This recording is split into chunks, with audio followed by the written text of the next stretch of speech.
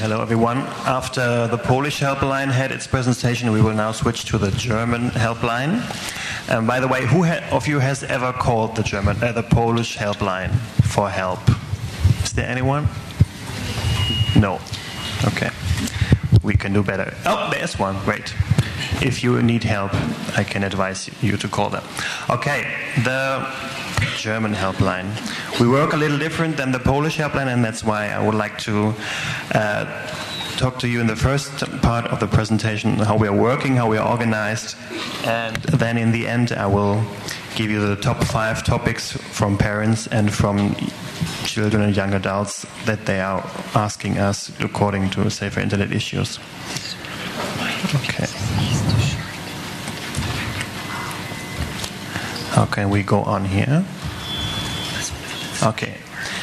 Nummer gegen Kummer is the German name. It can be translated like the telephone number against sorrow. We are a non-profit organization, and we have long years of experience in counseling children in particular.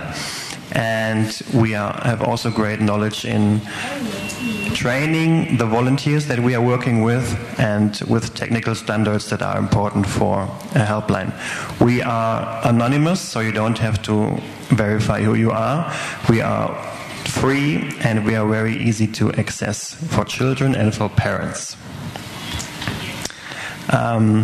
We cover all kind of topics. That's the difference to the Polish helpline. We just added the Safer Internet topics into our everyday counseling business. And we can be contacted via telephone and email. And we also have a peer counseling project. And the people that call or that mail to us, they can be sure that they get help no matter what problem they have. We will find an answer for them.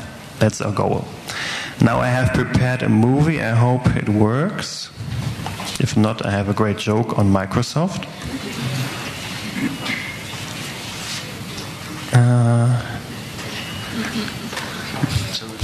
Tell the joke. Oh, no, it's working. Wait. There's something going on. This is an image film that we made for commercial reasons, and we try to put it in the cinemas all over Germany. Der ist auf der Seite drauf. But it's okay. It's not included. But anyway, now the joke. I hope the translator can get it. What do Microsoft software and a submarine have in common?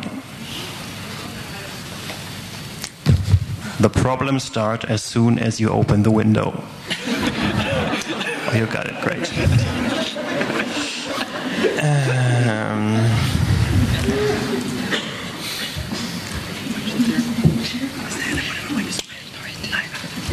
Next, okay.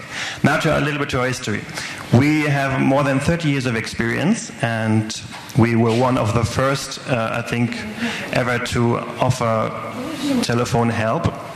And we have more than 2,900 volunteers working for the Children Telephone in 85 member organizations, and we added in 2001 a parent helpline as we noticed that also parents and those involved in parenting need advice. And there also we have around about 1,000 volunteers. You can see 2 maps here of Germany. On the left-hand side, you can see all the cities of Germany where we have a child and a youth telephone. So they are not sitting in one big office. They are located everywhere over Germany. And on the right-hand side, you can see the parent phones. And all these organizations are members in our roof organization, and they organize their everyday business on their own. Yeah. Some aspects about our mail counseling. The mail counseling can be accessed every day, 24 hours, 7 days a week.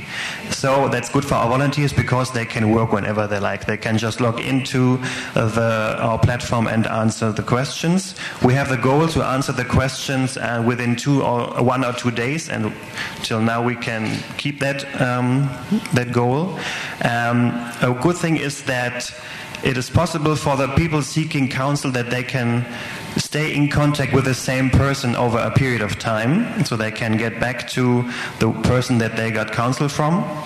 And we also noticed then that some topics are more easily to write about than to talk about, like suicidal thoughts or when you're a victim of cyberbullying. Some people find it more easy just to write it off from their heart than talking about it. And it is also good for people that have hearing problems or that are hearing impaired. They can write down the things they need help about. And of course, email is a means of communication that is very attractive for young people because they are online most of lots of time in their free time. And also interesting is our youth counseling youth project. Here we try to take into account the positive features of peer-to-peer approach. It was established in 1994, and so we make it possible that the young people, they are trained first, and then they are on the phone lines and they answer the questions of the people that are asking. And we also achieve that there is through that there is a great exchange between adults and young people, and they connect each other about different topics. Now to the European side. Since the beginning of the Safer Internet program, we have been part of it. So we try to qualify our counselors so that they know about the Safer Internet topics and what's going on the internet, which was, from time to time was a little different because some people were, oh no, we don't want to have to do anything with the internet, that's all evil stuff. And so we had to do some work there to get them convinced that it is an important topic, and we also think that it will be more important in the future. And therefore we used the train-the-trainer concept. We trained some trainers and then sent them out to all the different areas to train the counselors there. And thankfully we were strongly supported by ClickSafety.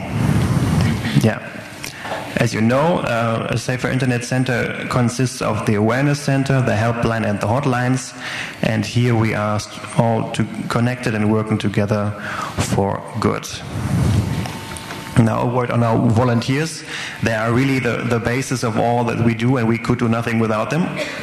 So we have almost 4,000 volunteers, and they are trained intensively before we let them go on the telephone or on the email counseling. Around 100 hours, 80 to 100 hours of training. And even when they're finished training, they are not finished training, they have to do continuous courses, and they are offered lots of things that they can go on to advance their skills. And they are also supported through supervision when they have problems or really difficult calls. They can also go to someone. And our goal in all of that is to ensure and to improve the quality of our counseling. Most of our counselors are female, 89%. So we are also trying to get some more men in it, and they come from all social ranks. And they are recruited through media campaigns and our homepage. There we have that yellow button that says, I want to join, and if they click there, then they get information on how to get in action. We have some counseling guidelines that I would like to mention. As I said, it is anonymous, and it is one of our core goals to keep the people anonymous.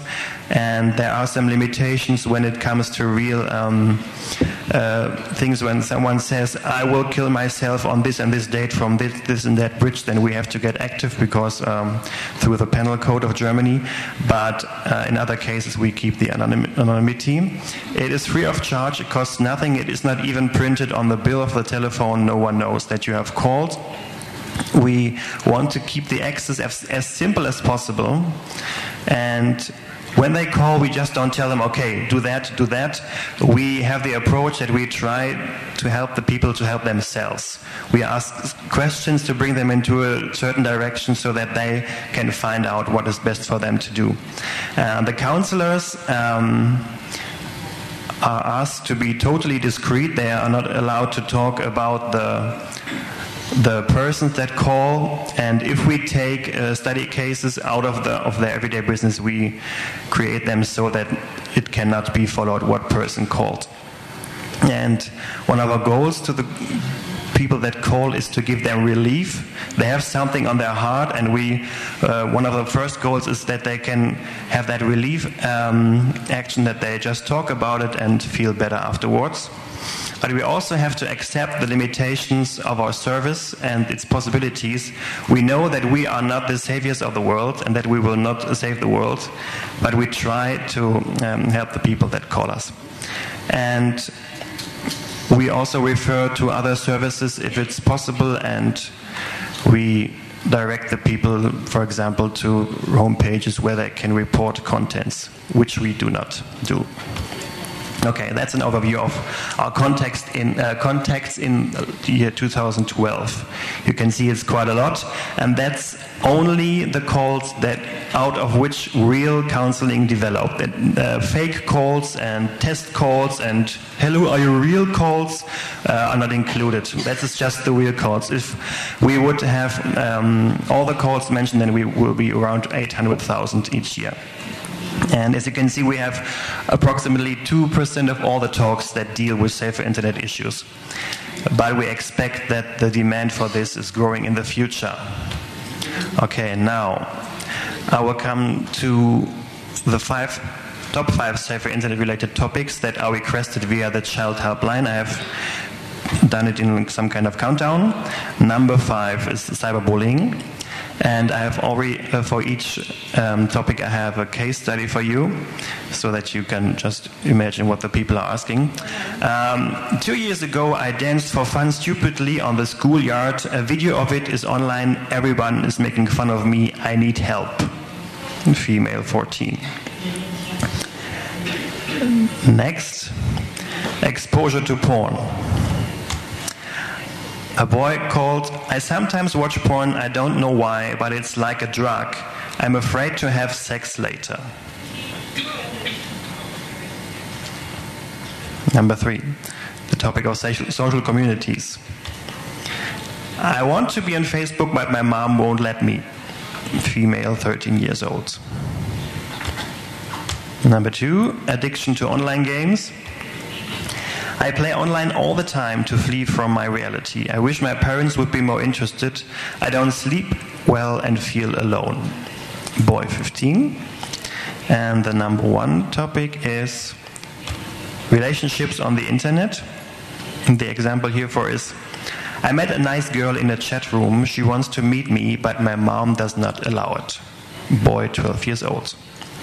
And through the years, in counseling the internet topics, we found out that children mostly call after something has happened, when they are afraid of the consequences and don't know what to do about it. So they call when something has happened. Let's move on to the parents. What do they request? Number 5, online addiction. My son is neglecting friends, school and hobbies to play World of Warcraft all the time. Is he addicted? That is one of the classic questions. We have that a lot. Number 4, cyberbullying. My grandson is being bullied in a social network. What can I do to help him?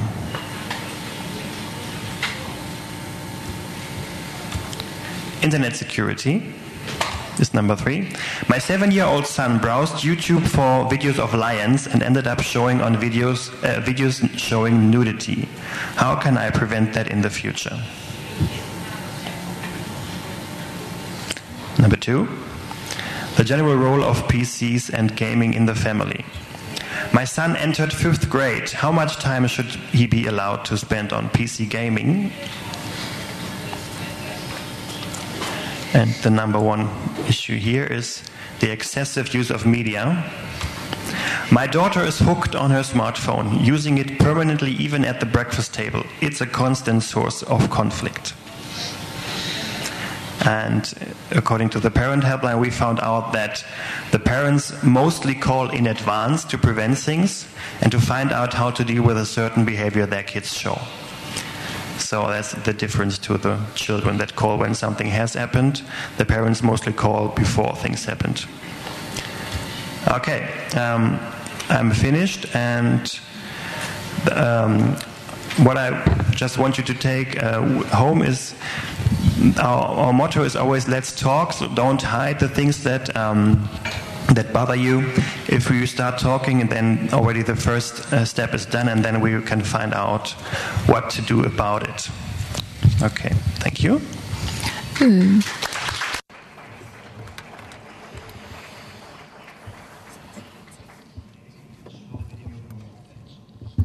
Może uda nam się. If it's possible. Dziękujemy bardzo za... Thank you very much for this presentation. Do you have any questions?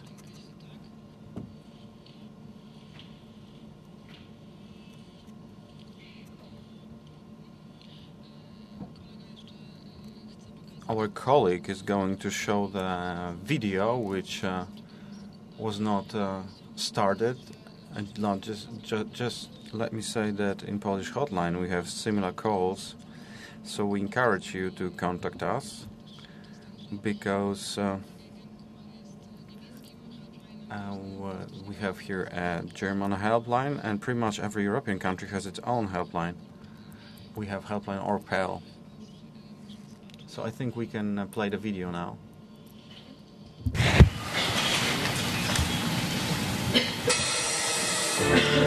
Oh. Yeah, okay.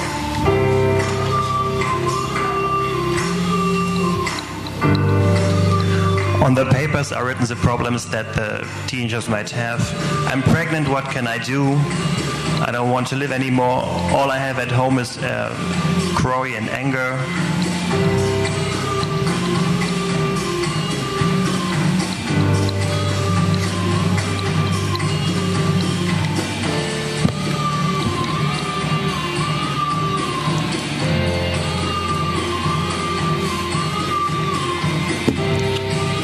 Why is love so complicated?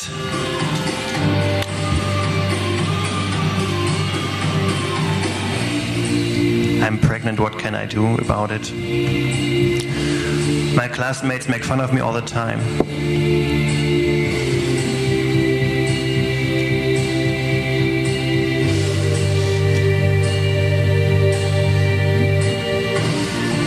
If you feel alone with your problems, talking about it helps. Then we have our contact number. Call us or write an email anonymously and free. Other sorrow, another number, the parent helpline. That's the same. Okay. And as I said, we try to get it into cinemas for free, which is quite difficult, but we hope we will manage that.